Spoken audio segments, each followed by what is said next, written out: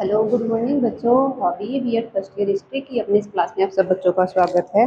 तो हम लोगों ने चालू कर रखा है हमारा अमेरिका की क्रांति के टॉपिक को चालू कर रखा है। तो पिछली कुछ क्लासों में अमेरिका के बारे में हमने देखा था, उसकी पृष्ठभूमि मतलब मुख्य रूप से जो थी क्रांति की पृष्ठभूमि जो थी ना वो देखी थी। उसकी क्रांति के कुछ कारण थे वो डिस्कस कर रहे थे। तो और थोड़े बहुत कारण जो थे ना वो रह गए, जिसके मुख्य रूप से तत्कालिक कारण क्या रहता है क्रांति होने का। वही बात है ना कि कोई क्रांति हुई है, कोई युद्ध हुआ है ना, तो वो एकदम से तो होगा नहीं, उसके कारण एकदम से तो पैदा होंगे नहीं। उसकी पृष्ठभूमि तो बहुत टाइम पहले से ही तैयार हो चुकी होती है। ऑन द वे कोई समय एक निश्चित किया जाता है कि उसी दिन जो है ना क्रांति करनी है, युद्ध करना है हमें, एक प्रकार से सरकार के खिलाफ विद्रोह करना, जो भी होता है। कोई भी युद्ध मान लो, क्रांति मान लो, विद्रोह मान लो, एक निश्चित तारीख को निश्चित कर दिया जाता है कि इस दिन करेंगे। परंतु उसके कारण बहुत टाइम पहले से चले आ रहे होते हैं, 10 साल पहले से, 50 साल पहले से जो है ना उसकी पृष्ठभूमि जो है ना आधार वाली पृष्ठभूमि वो तैयार पहले ही हो चुकी होती है। तो वही बात है कि अमेरिका की क्रांति के जो कारण थे भाई, एक दिन तो उत्पन्न हुए नहीं होंगे, बहुत पहले से ही उत्पन्न थे। और वही कारण हमें देखने हैं, कौन कौन से थे वो। अमेरिकी क्रांति, अमेरिका की क्रांति, अमेरिकी क्रांति भी बता, अमेरिकी क्रांति। ठीक है, क्या देख रहे थे हम, इसके कारणों को देख रहे थे। जैसे कि पहले नंबर पे ब्रिटिश सरकार की नीतियां, उनके उनके अभिवृत्ति मतलब अमेरिकी जो बस्तियां थी ना उनकी अभिवृत्ति वगैरह, उनके सिद्धांतों को हमने देखा था। और 2 नंबर पे जो आता है, जैसे कि कौन सा 2 नंबर का था, एक बार मैं रिपीट कर देती हूँ, ठीक है, पढ़ने में आसानी रहेगी। अभिवृत्ति का, और क्या है, अभिवृत्ति और सिद्धांत। ठीक है, अमेरिकी बस्तियों के सिद्धांत। 2 नंबर पे है ब्रिटिश सरकार जो है ना, उसका हस्तक्षेप, सरकार का हस्तक्षेप। ठीक है, और उसकी शासन प्रणाली, सरकार की शासन प्रणाली, शासन प्रणाली हो गया। और सप्तवर्षीय युद्ध हो गया, सप्तवर्षीय युद्ध। और भाई ब्रिटिश सरकार की आर्थिक नीतियां, आर्थिक नीतियां, आर्थिक नीतियों में मुख्य रूप से कुछ कानून, कुछ एक्ट लाए गए थे जिनका विरोध जो है ना अमेरिकी बस्तियों के द्वारा किया गया था। ये बात है। कौन कौन से कानून थे वो, एक बार के लिए मैं लिख देती हूँ। जैसे कि पहला था शुगर एक्ट था, शुगर एक्ट, स्टाम्प एक्ट, फिर है करेंसी एक्ट, एक है कवार्टरिंग एक्ट, एक्ट। ये मुख्य कुछ एक्ट थे जो ब्रिटिश सरकार के द्वारा लाए गए थे अमेरिकी बस्तियों के ऊपर। और इनका जो है ना बड़े स्तर पर फिर विरोध भी होता है। फिर आता है हमारा वो क्या कहते हैं उसको, वो दिमाग से निकल गया, हाँ, ग्रीन वेले, ग्रीन वेले, राष्ट्रपति ग्रीन वेले, ग्रीन वेले, ग्रीन वैली। देखो एक बात सुनो, ये चीजें हमने अभी तक डिस्कस कर ली थी। अभी आगे के जो कारणों में हमें पढ़ना है वो पढ़ना है हमें ग्रीन वैली की सरकार के बारे में। ग्रीन वैली की सरकार थी ना, मुख्य रूप से क्या किया था ग्रीन वैली ने, कुछ ये लगाए थे जो चार ये एक्ट लगाए थे ना, ये चारों जो एक्ट आए थे ये ग्रीन वैली की सरकार में ही आए थे। ठीक है, वो राष्ट्रपति था उस टाइम का, ग्रीन वैली। तो फिर क्या होता है ना, जनता के द्वारा बड़े स्तर पर इनका विरोध किया जाता है, इन एक्टों का बड़े स्तर पर क्या होता है, इन एक्टों का विरोध होता है। और बाद में क्या करता है ब्रिटिश सरकार, फिर जो है ना झुक जाती है इन अमेरिकी बस्तियों के आगे और इन एक्टों को जो है ना बंद कर देती है। अब देखो किसकी सरकार गिरेगी और किसकी सरकार नहीं आएगी, वो चीजें देखनी है हमें। जो ग्रीन वैली है उसकी सरकार गिर चुकी है, ठीक है, और अब नई सरकार बनी है रोकिंगम की, रोकिंगम की, रोकिंगम की सरकार। उसके बाद में आएगा टाउनसेंड की सरकार। एक बार के लिए मैं लिख देती हूँ, ठीक है। 8 नंबर पे आएगा फिर लॉर्ड लॉर्ड निथ निथ की सरकार।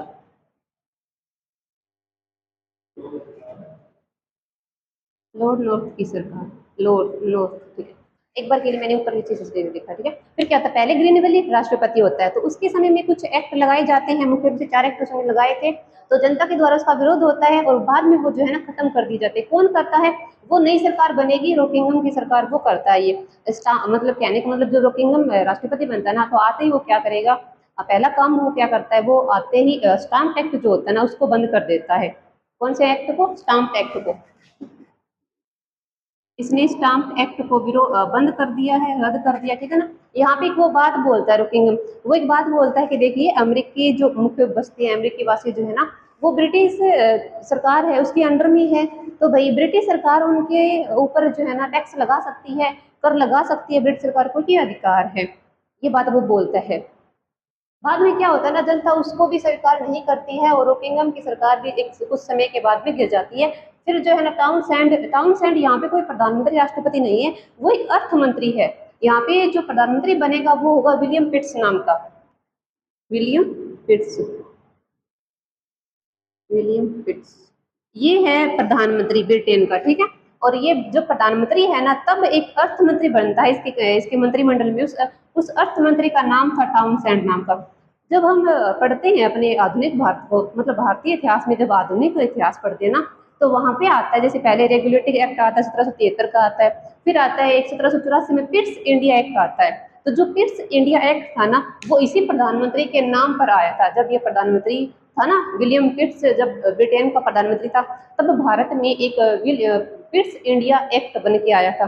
कुछ उसके प्रावधान थे, जैसे कि उसने भारत में जो कंपनी है उसकी जांच पड़ताल के लिए वो जो है ना वो आया था, मतलब पिट्स इंडिया एक्ट आया था। तो वो अलग संदर्भ में, वो अपने भारत के इतिहास के संदर्भ में, हम पढ़ रहे हैं यहाँ पे विश्व के इतिहास को। तो विश्व के इतिहास में जो हमें चीजें याद रखनी है वो ये है कि जब ब्रिटेन के प्रधानमंत्री बनते हैं विलियम पिट्स, तब उसके मंत्रिमंडल में कौन अर्थ मंत्री होता है, वो होता है टाउनसेंड नाम का, ठीक है। तो भाई टाउनसेंड क्या करता है, टाउनसेंड यहाँ पर ये करेगा, जब जब रोकिंगम की सरकार गिर जाती है ना, तो वो क्या, रोकिंगम क्या करता है, स्टाम्प एक्ट को बंद कर देता है और एक बात बोल देता है कि अमेरिकी बस्तियों के ऊपर ब्रिटिश सरकार क्या कर सकती है, कर लगा सकती है, ठीक है। ये कुछ बातें होती, जनता को पसंद नहीं आती, जनता फिर एक दिन का विरोध करती है और रोकिंगम की जगह अब नई सरकार बनेगी और विलियम पिट्स के नेतृत्व में टाउनसेंड की। टाउनसेंड क्या करता है यहाँ पे, टाउनसेंड भाई क्या करता है, वो एक बात बोलता है कि अमेरिकी बस्ती क्या कर रहे हैं, अमेरिकी बस्ती वाले क्या कर रहे हैं, अमेरिकी लोग जो है ना विरोध किस चीज का कर रहे हैं, वो इस चीज का विरोध कर रहे हैं कि आंतरिक करों को हम लगा रहे हैं ना, तो आंतरिक करों का वो विरोध कर रहे हैं। हम क्यों ना बाहरी करों, बाहर के जो आयात निर्यात होते हैं उन पे टैक्स ठोक दे और आंतरिक करों को हम बंद कर दे। कहने का मतलब टाउनसेंड जो सोचता है, वो निर्णय लेता है, वो ये कहता है कि अमेरिकी वासियों के द्वारा आंतरिक करों का तो विरोध किया जाता है, परंतु बाहरी करों का विरोध नहीं किया जाता। तो हम क्या करेंगे, बाहर की वस्तुएं जो आयात करते हैं ये लोग ना, उस पर टैक्स लगाएंगे। अब बाहर की वस्तुएं कौन सी, तो मुख्य रूप से इसने 5 वस्तुओं के ऊपर टैक्स लगाया था। तो कौन सी थी 5 वस्तुएं, देखो, टाउनसेंड के द्वारा 5 वस्तुओं पर टैक्स लगाया, जिसमें से पहला था चाय, कागज, शीशा, रंग, धातु, चाय, 5 हो गए ना, ठीक हो गए 5।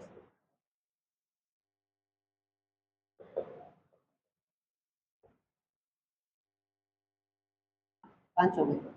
इन 5 वस्तुओं पर क्या किया जाता है, टाउनसेंड के द्वारा टैक्स लगाया जाता है। क्यों लगाया जाता है, क्योंकि ये बाहर की वस्तुएं हैं और अमेरिकी वासी क्या करते हैं, इनका आयात करते हैं, खरीदते हैं, इनको बाहर से आयात। जैसे सबसे ज्यादा चाय जो थी ना, चाय पहली आवश्यकता है, पहली अनिवार्य आवश्यकता है, मतलब, और चाय एक प्रकार से जैसे भारतीयों के लिए अनिवार्य, वैसे अमेरिकियों के लिए अनिवार्य थी। तो चाय के ऊपर सबसे ज्यादा टैक्स लगाया गया था, ये बात थी। और अमेरिका जो है ना, वो चाय का आयातक था, मतलब इसको आयात करता था बाहर से, कहाँ से, भारत से, और दूसरा इंग्लैंड से। तो हमें पता है, हम ब्रिटिश उपनिवेश से जब भारत जो है ना ब्रिटेन का उपनिवेश था ना, तो हमने देखा है कि सबसे ज्यादा चाय चाय भारत में तैयार होती थी। भारत में तैयार होने के बाद में वो इंग्लैंड जाती थी, फिर इंग्लैंड से जो है ना वो अमेरिका में जाती थी। अब नियम क्या बना दिया गया, अब नियम ये बना दिया गया कि चाय जो है ना, चाय अमेरिका सीधा ही क्या करेगा, मतलब अब चाय आएगी ना अमेरिका में, तो वो टैक्स पे, उस पर चुंगी कर लगेगा, उस पर टैक्स लगेगा, ये बात थी। अब फिर वापस वही बात है ना कि जनता तो अब भाई उफान के सतर पर थी, जनता का तो सबर का बांध पहले से टूटा हुआ था। फिर जनता का विरोध और बढ़ जाता है और जनता फिर क्या करती है, इन 5 करों का भी विरोध करती है। अमेरिका वासियों के द्वारा इन 5 करों का विरोध किया जाता है, पहली बात ये होती है। और हाँ ठीक है, इनका विरोध किया जाता है। फिर एक वही बात है, जनता के विरोध के चलते सरकार फिर से गिर जाएगी और नई सरकार आएगी, यहाँ पे लॉर्ड नॉर्थ की नई सरकार बनेगी, लॉर्ड नॉर्थ की। तो ये मुख्य रूप से 75 से 85 के समथिंग रहते हैं, 1775 से 85 का इनका कुछ समयकाल होता है लॉर्ड नॉर्थ का। ठीक है, अब हमें लॉर्ड नॉर्थ को जब हम चालू करते हैं ना पढ़ना, ये राष्ट्रपति है, ठीक है, ब्रिटेन के ये राष्ट्रपति है लॉर्ड नॉर्थ। तो उसके समय काल को ही मुख्य क्रांति का तत्कालिक कारण कहा जाता है कि लॉर्ड नॉर्थ के द्वारा जो नीति अपनाई गई थी ना, उसी को तत्कालिक कारण कहा जाता है। उसने ऐसा क्या किया था, उसने ऐसा ये कर दिया था भाई कि इन पांचों, चलो ठीक है जनता ने विरोध किया इन करों का, तो इन पांचों में से 4 करों को समाप्त कर दिया गया था। चाय के ऊपर टैक्स जो है ना अभी भी बरकरार था, चाय के ऊपर टैक्स अभी भी बरकरार था। अब क्या होता है, अब अमेरिकी वासियों का जो एक प्रकार से था ना क्रांति का जो तरीका था, एक प्रकार से वो लोग क्या करते हैं, उनका एक उनका नेतृत्व करता होता है, विरोध कर रहे हैं ना, विरोध विरोध में क्रांतिकारियों में कौन आगे नेतृत्व करता कौन है यहाँ पे, सैमुअल एडम्स नाम का, सैमुअल एडम्स। ये क्या करता है, ये काफी मतलब एक कुशाग्र व्यक्ति होता है, काफी बुद्धि वाला व्यक्ति होता है, ये अच्छा वक्ता होता है, बोलने में बड़ा सक्षम होता है। और इसने एक प्रकार से एक तो अपनी बोलने के थ्रू, एक अपने लेखनी के थ्रू क्या करता है, लोगों को कन्विंस करता है। ये किसके खिलाफ, ब्रिटेन के खिलाफ। क्यों, क्योंकि क्या करता है, ये क्या चाहता है, ये मध्यम वर्ग का वो व्यक्ति है, बौद्धिक वर्ग में आता है ये। और ये क्या कहता है कि हमें अमेरिका को आजाद करवाना है, हमें अमेरिका में स्वायत्त शासन स्थापित करना है, हमें स्वराज की प्राप्ति चाहिए, मतलब ऐसे कुछ इसके फॉर्मूले होते हैं कि जनता इसको सुनना चाहती है, जनता इससे प्रभावित हो जाती है, और एक प्रकार से ये जो है ना क्रांति का नेतृत्व संभाल लेता है। तो ये बात होती है।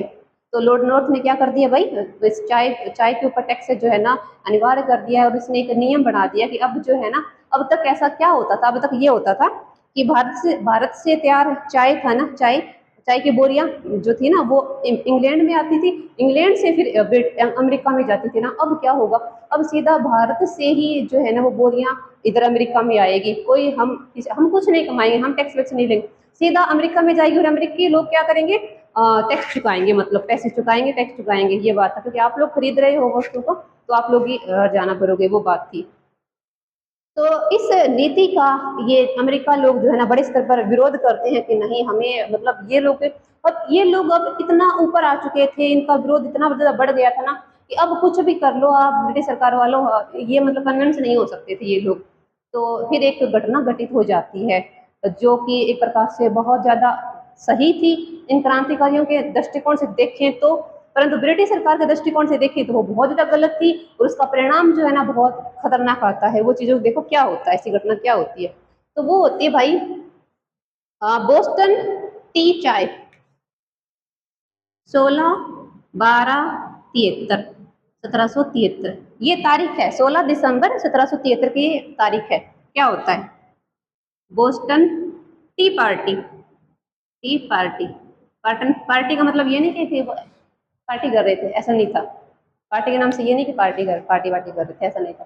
बोस्टन टी पार्टी, बोस्टन जगह, टी चाय, पार्टी मतलब एंजॉयमेंट, मजे, ठीक है। क्या होता है, देखो क्या होता है, हमने अमेरिकी बस्तियों के बारे में पढ़ा था, ठीक है, 13 बस्तियां हमने देखी थी। उन 13 बस्तियों में एक बस्ती का नाम क्या था, मैसाचुसेट्स, मैसाचुसेट्स, सेटर्स, ये एक बस्ती थी, ठीक है।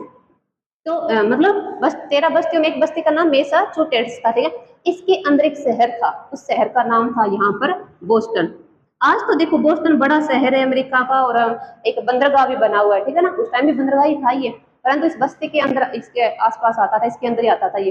तो यहाँ पर क्या होता है ना, यहाँ पर एक घटना होती है कि अमेरिकी वासी क्या करते हैं, मतलब सैमुअल एडम्स नेतृत्व करता है इनका, ठीक है। सैमुअल एडम्स के नेतृत्व में अमेरिकी वासियों ने क्या किया, कुल्ली जो होते हैं ना, कुल्ली जो कि बोझा ढोते हैं, ठीक है, बोझा ढोते हैं, मतलब बस स्टैंड वगैरह रेलवे स्टेशन पे खड़े होते हैं कुल्ली लोग, जो कि कुल्ली, फिर इन लोगों ने क्या किया, कुलियों का वेश धारण करा, वस्त्र बदले, मतलब कुलियों का वेश धारण करा, और इन्होंने क्या किया, जो कि चाय की जो बोरियां थी ना, जो अमेरिका इधर से मतलब एशिया के देशों से आती थी, मुख्य रूप से अपने भारत के आसपास के भारत से जो बोरियां आई थी ना, तो जो जहाज के अंदर पड़ी हुई थी वो, तो इन लोगों ने पता क्या किया, उन बोरियों को उठाकर समुद्र में फेंक दिया। क्या रिपीट करती हूँ मेरी बातों को कि ये तारीख है 16 दिसंबर 1773 को क्या होता है, बोस्टन टी पार्टी घटना हो जाती है। इसमें क्या होता है कि सैमुअल एडम्स के नेतृत्व में एक मतलब संख्या निश्चित नहीं है, काफी लोग थे, ठीक है, सेमिलडस के नेतृत्व में अमेरिकी वासियों ने क्या किया ना, को टोटल 340 बोरियां, बोरी बोल दो या पेटी बोल दो, ठीक है, पेटियों को,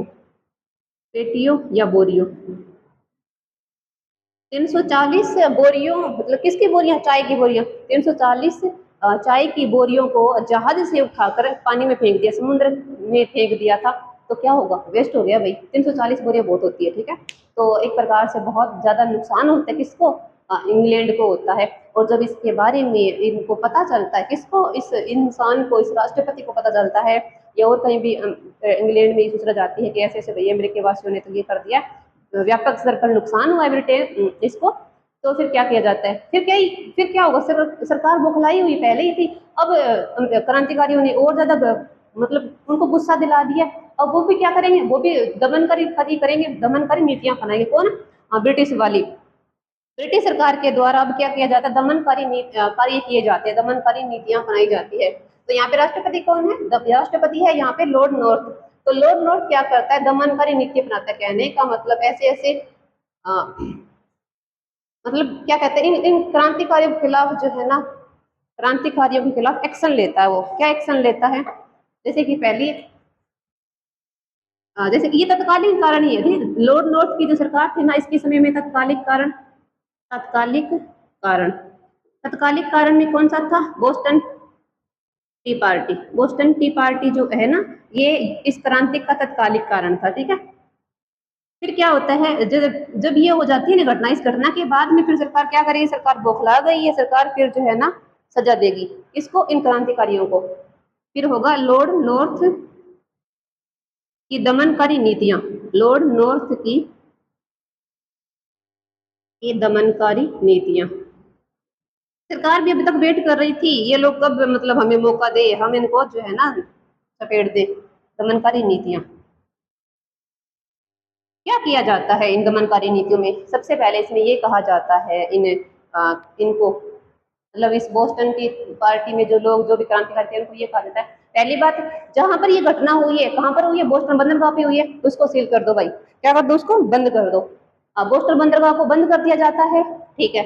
और जब तक मतलब तब तक उसको नहीं ओपन किया जाएगा, तब जब तक वो क्या करते, ब्रिटिश सरकार का हर्जाना चुका दे, पहली बात। दूसरी बात यहाँ पर ये की जाती है कि जो मैसाचुसेट्स जो था ना, उपने वो बस्ती थी ना, वहां पर पहले जो भी मतलब मंत्री वगैरह नियुक्त किए जाते थे, परामर्शदाता थे, वो जो नियुक्त किए जाते थे ना, वो इन लोगों के ये खुद के लोग थे, सर्वसम्मति से नियुक्त करते थे। अब नियम ये बना दिया गया कि मैसाचुसेट्स बस्ती में जो भी परामर्शदाता की नियुक्ति होगी, वो ब्रिटिश मतलब सम्राट के द्वारा की जाएगी, ब्रिटिश सम्राट के द्वारा वहां पे परामर्शदाता की नियुक्ति की जाएगी, तीसरी बात। हाँ, दूसरी बात, ठीक है। तीसरी बात यहाँ पर ये होती है कि कनाडा में कुछ कैथोलिक लोग रहते थे, ठीक है, ये क्योंकि कनाडा के आसपास ही था, तो इन कैथोलिकों को ज्यादा प्रायोरिटी में लिया गया था, इन कैथोलिकों को एक प्रकार से सहिष्णुता, इनके प्रति सहिष्णुता की नीति अपनाई गई, इनको ज्यादा एक प्रकार से इज्जत दी गई थी कैथोलिकों को, ठीक है। तीसरी बात होगी, एक बात यहाँ पर ये होती है कि जो अपराधी वगैरह थे ना, अपराधियों के जो भी मामला होता था, उनको ये कहा गया कि आपका जो मामला है ना, अब इंग्लैंड में हैंडल किया जाएगा, कहाँ पर, अब तक जो है ना यही कर रहे थे, अब आगे से क्या किया जाएगा, आपके अपराधियों के आपके मतलब अमेरिकी वासी जो भी आपराधिक मामले होंगे, वो अब इंग्लैंड की सरकार जो है ना देखेगी। मैंने क्या कहा है, इसकी दमनकारी नीतियों में सबसे पहले तो इसने क्या किया, बोस्टन बंदरगाह को बंद करवा दिया, ये बोस्टन बंदरगाह ज्यादा उड़ रहा था ना, अब देख तू बंद हो गया, ठीक है। जो बस्ती थी मैसाचुसेट्स, इसके में जो परामर्शदाता होता था ना, उसकी नियुक्ति ब्रिटिश सरकार करेगा, अब ये बात बोल दी। तीसरा ये बोल दिया कि जो भी अपराधी है या आपराधिक मामले है ना, उसकी सुनवाई कहाँ होगी, इंग्लैंड में होगी, उसकी सुनवाई कहाँ होगी, इंग्लैंड में उसकी सुनवाई की जाएगी, अपराधियों की सुनवाई। कनाडा के कुछ अपने कैथोलिक लोग थे, उनको प्रायोरिटी दी जाने लगी थी, उनको एक प्रकार से अच्छा बर्ताव होने लगा। ये बातें हो गई लॉर्ड नॉर्थ की दमनकारी नीतियों के अंदर हो गया, ठीक है। तो भाई अब सब रुष्ट है, सब रुष्ट मतलब क्रांतिकारी भी रुष्ट है, अमेरिकी वासी जो भी है ये रुष्ट है, काफी रुष्ट। भाई अब वही बात है कि परिणाम खतरनाक निकलेगा, ठीक है। और इन ब्रिटिश लोगों ने भी अपनी दिखा दी, सबके पंख काट दिए, अभी तक उड़ रहे थे ना ये लोग, ठीक है। अब क्या होता है, अब कुछ सम्मेलन, कांग्रेस के सम्मेलन होते हैं यहाँ पे, ठीक है, महाद्वीपीय कांग्रेस सम्मेलन होते हैं, दो होते हैं वो। अब उसमें क्या किया जाता है, उसमें भाई ये होता है, उसमें प्लानिंग होती है, प्लानिंग का मतलब कि क्रांतिकारियों को, इन उपनिवेशवासियों को क्या करना है, वो प्लानिंग करते हैं ये लोग। तो 2 महाद्वीपीय कांग्रेस के अधिवेशन होते हैं। पहला महाद्वीपीय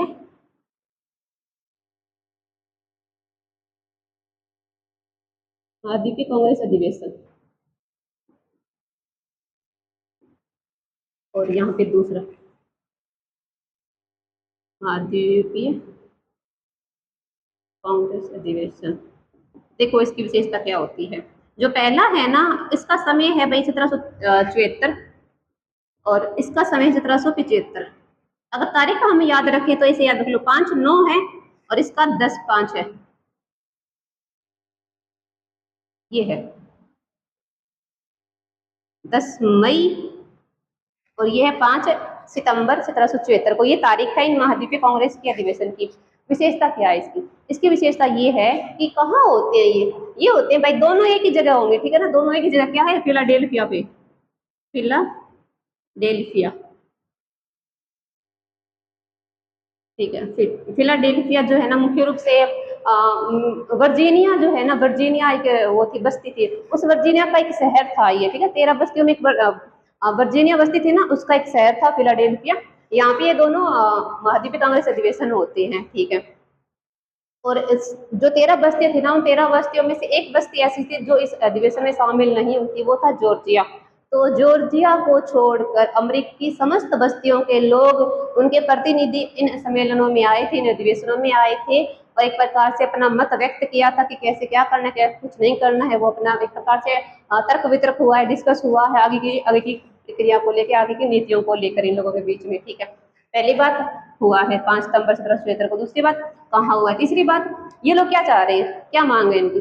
ये लोग ये कह रहे हैं कि हमें भाई, आप हमें आजादी पूर्ण रूप से मत दो, परंतु आप हमें हमारे आंतरिक मामलों को तो हमारे मतलब खुद के निर्णय लेने दो ना हमारे, कि हमारे आंतरिक जो मामले ना, उसका डिसीजन हम खुद ले सकते हैं, इतनी तो आजादी दे सकते हो ना आप हमें। पूर्ण स्वराज्य की मांग नहीं चाहते थे ये लोग चाहते थे कि अमेरिकी बस्तियों के जो लोग हैं, हम हैं, हमें हमारे आंतरिक मामलों में आजादी दी जानी चाहिए, यही मांग थी छोटी सी इनकी। दोनों में ही यही किया जाता है। यहाँ पे एक व्यक्ति होता है हैनकॉक नाम का, हैनकॉक, ये अध्यक्षता करता है। यहाँ पे एडमेस वही है। तो ये मुख्य रूप से महाद्वीपीय कांग्रेस अधिवेशन थे, जिसमें ये सब लोग इकट्ठे होते हैं और जो नीतियां हैं, अपनी आगे की जो नीतियां हैं वो डिसाइड करते हैं क्या कुछ करना है। अब जो क्रांति की मुख्य जो है, मतलब गतिविधियां जो है ना, कार्य प्रणाली जो है क्रांति की, वो चालू हो जाएगी। उसके बाद में क्या होगा, अमेरिका के मतलब अमेरिका आज़ाद हो जाएगा, उसका संविधान बनेगा, उसकी स्वतंत्रता का समय, स्वतंत्रता की घोषणा, फिर उसका संविधान, और उसकी कुछ उसके इस क्रांति का कुछ महत्व। ये 1-2 टॉपिक रह गए हैं, मतलब टॉपिक की कुछ चीज़ें रह गई है इसी टॉपिक की, वो हम कल की क्लास में पूरा करेंगे। ठीक है बच्चों, थैंक यू।